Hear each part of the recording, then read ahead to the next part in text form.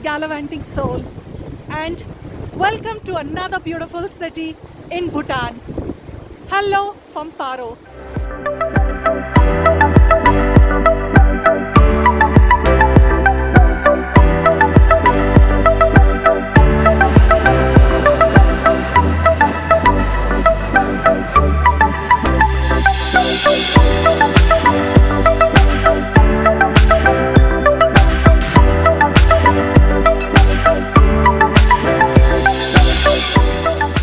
I have just reached the Bhutan National Museum, and entry fee inside is 300 rupees per head.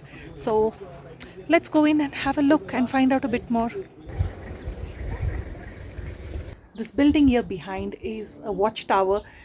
Now photography is strictly not allowed inside, so they have a cloakroom just here where you have to leave all your bags and your phone and everything. So I'll have to leave my belongings here, but let me go inside and find out more about this place.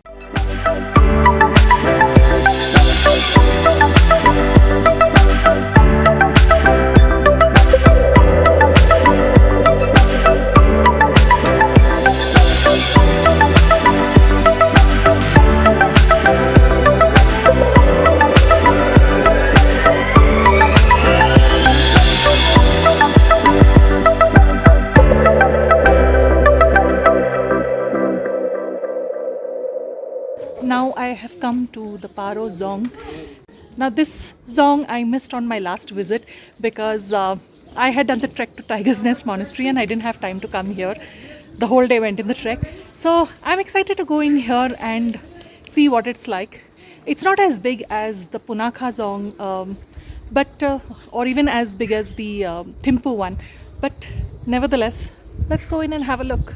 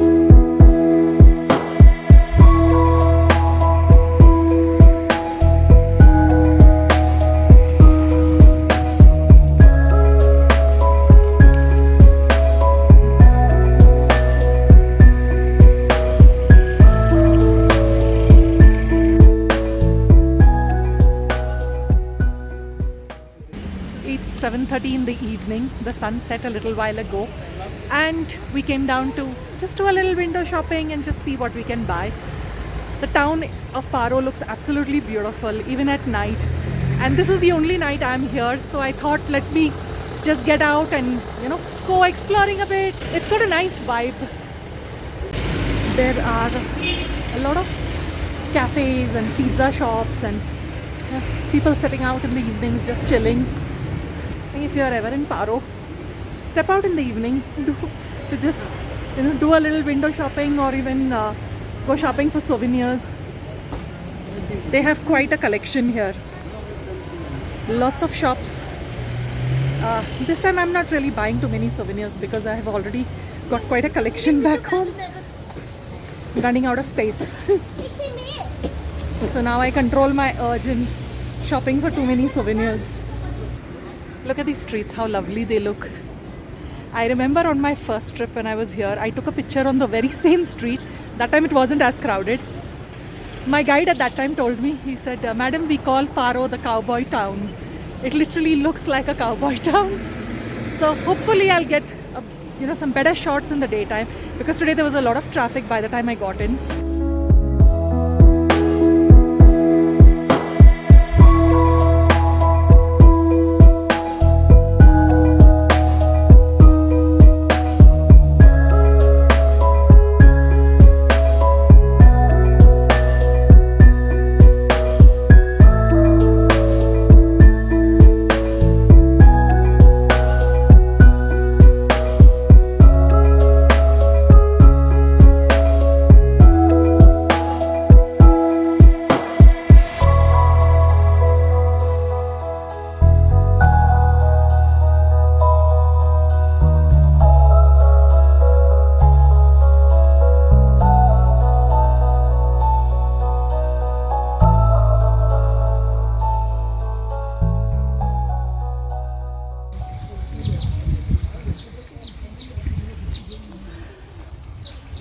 morning and welcome back to Paro.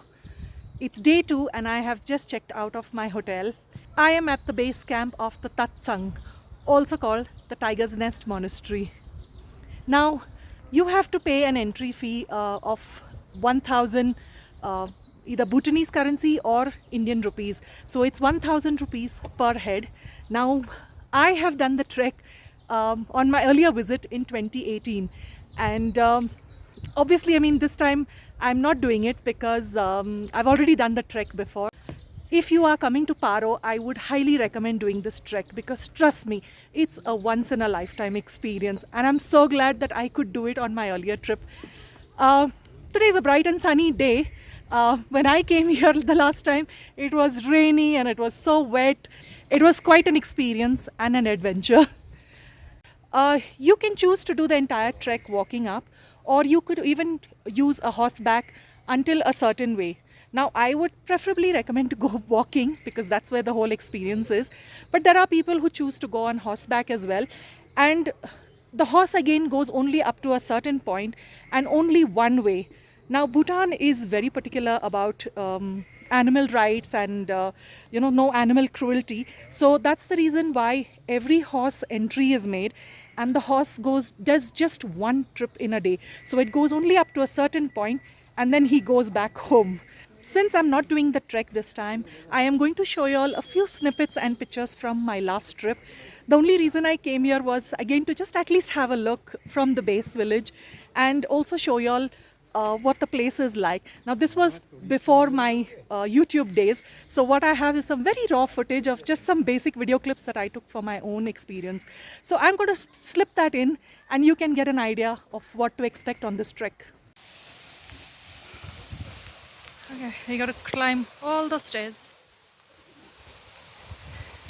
and down there and up again.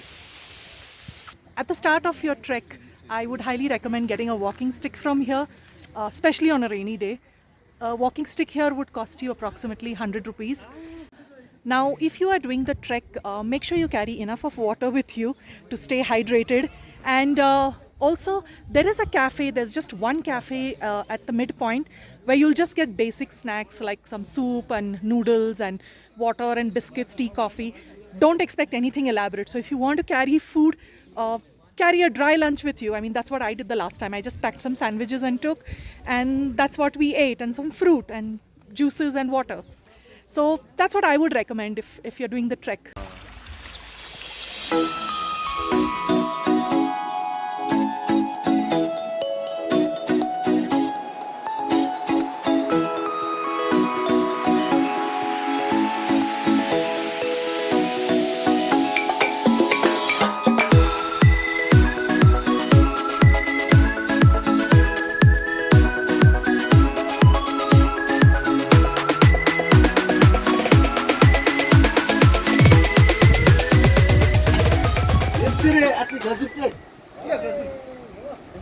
I have just stopped to watch some of these archers playing, and this is Bhutan's favorite sport. Come Sunday or weekends or a holiday, you will find all Bhutanese indulging in their favorite sport, that is archery. Now, the target is at a good 145 meters. I did try a little bit of archery, but that was at Simply Bhutan, and it was at a small distance. This is the professional guys who are playing at, like, I mean, I can barely even see the target. It's way back there.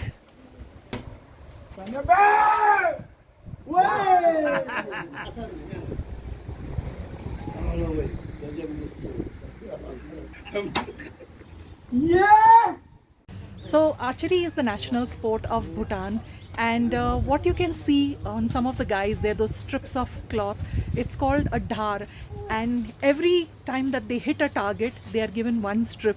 So all the strips that they are wearing today are from today's game.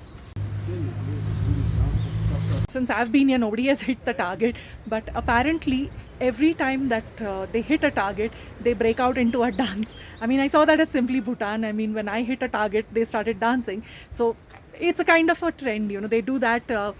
It's also a way of, teasing your opponent.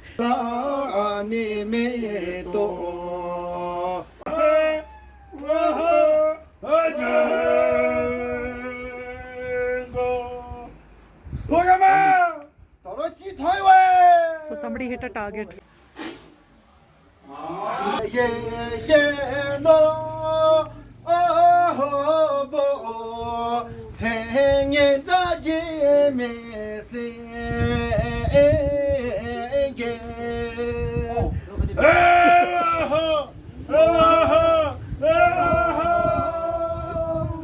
So now this side that I'm standing on, the opposition team is hitting from there, and you have to make sure you're hiding behind the wall, and you can watch through here. So you got to be safe and stay behind the wall.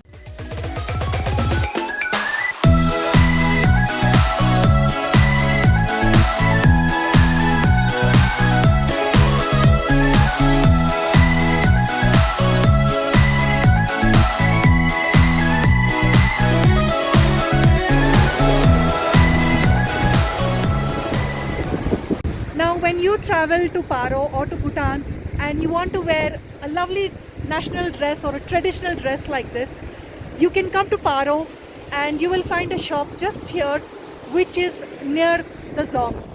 The Paro Zong is behind me. This is at the entrance of the city.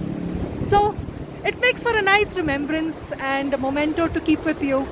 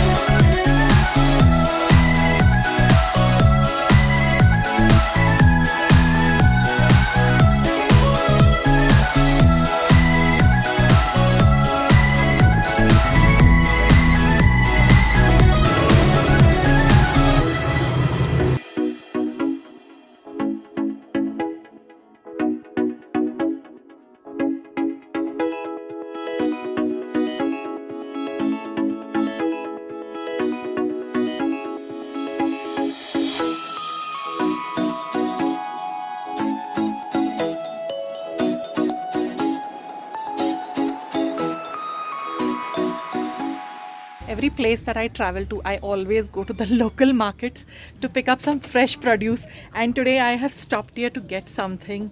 I mean, my son is completely tripped on the food. He loves the Bhutanese food. Even on the last time, he loved it. So I'm getting myself some dachi. Dachi is actually cottage cheese or something like paneer, but it tastes a little different over here. So I'm getting that, and also this. Now this is a fern, and I've eaten the vegetable here and I absolutely loved it. I'm also going to try and get the dry version because this will just last a few days. So let's see, maybe up ahead I will get the dry version. This I'm going to take and prepare it as soon as I get back home to Mumbai. So yeah, always try and support the local farmers, the local community, and buy local and enjoy it, and take back something home. Thank you. Thank you so much. That's my stuff. Look at all the lovely green fresh veggies. Well, that's it from me, from the beautiful city of Paro. I hope you enjoyed this video. Stay tuned to the Gallivanting Soul and more such travels. I will see you all in my next video. Bye bye from Paro.